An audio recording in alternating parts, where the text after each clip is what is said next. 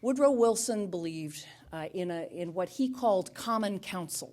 The idea was that people can come together and deliberate collectively, and they will produce a better outcome. It wasn't about including everybody just for the sake of inclusion. It was a genuine belief that you would get better outcomes. And that's really how he tried to govern. He believed in including many different parties and having them deliberate together. There again, President Obama seems to have taken a page from Wilson's book. If you apply that principle internationally, it argues that we should work through international institutions, not just because that's the law or because we think other countries will like us more if we do, although the legitimacy part is important, but because we'll actually get better outcomes.